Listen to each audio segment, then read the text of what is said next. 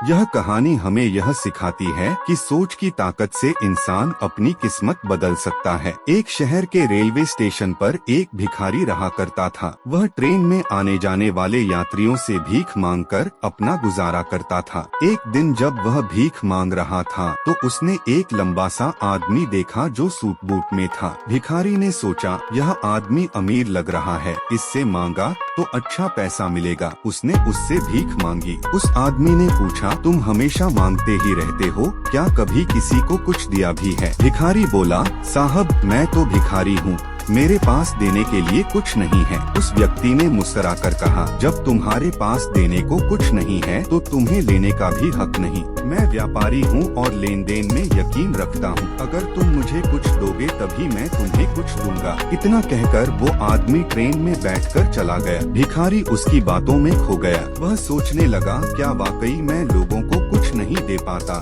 इसलिए मुझे कुछ कम ही मिलता है। 2 दिन तक वह इसी बात को लेकर उलझा रहा। तीसरे दिन उसकी नजर रेलवे स्टेशन के पास खिले कुछ फूलों पर पड़ी। उसने सोचा, अगर मैं लोगों को भीख के बदले ये फूल दे दूं तो कैसा रहेगा। उसे यह विचार अच्छा लगा। उसने फूल तोड़े और ट्रेन में जब भी कोई उसे भीख देता वह बदले में फूल दे देता। कुछ ही समय में लोगों ने उसे पसंद करना शुरू कर दिया। फूल पाकर वे मुस्कुराते, खुश होते और अब भिखारी को पहले से ज्यादा लोग भीख देने लगे थे। एक दिन वही लंबा आदमी दोबारा ट्रेन में दिखा। भिखारी दौड़कर उसके पास गया और बोला, साहब आज मेरे पास आपको देने के लिए फूल हैं। बदले में अगर आप मुझे कुछ देंगे तो मैं ये फूल आपको दूंगा। उस आदमी ने कुछ पैसे दिए और फूल लेकर मुस्कुराकर बोला, अब तुम भी मेरी तरह व्यापारी बन गए हो। भिखारी की आंखों में चमक आ गई। वह स्टेशन पर उतरकर खुशी से चिल्लाया, मैं भिखारी नहीं,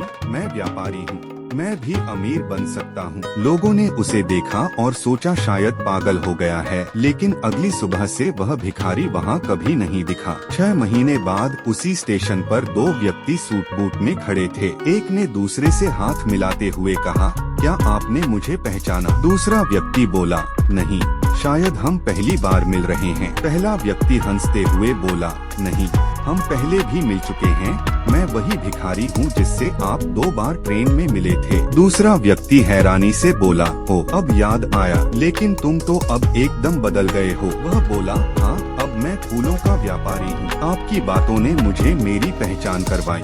पहले मैं खुद को भिखारी समझता था, लेकिन फिर समझ आया कि लोग मुझसे फूल खरीद रहे थे। अब मेरे पास अपनी दुकान है, ग्राहक हैं और एक पहचान है। दोनों हंसते हुए प्लेटफार्म पर उतर गए और आगे बढ़ते गए। कहानी से सीख, अगर हम खुद को छोटा समझते रहेंगे तो जिंदगी भी वैसी ही छोटी रह जाएगी। लेकिन अगर हम खुद को पहचानें, अपनी सोच को ऊंचा करें और देने का जज्बा रखें तो हम भी अपने जीवन में बदलाव ला सकते हैं। सफलता हमारे सोचने के तरीके में ही छुपी होती है।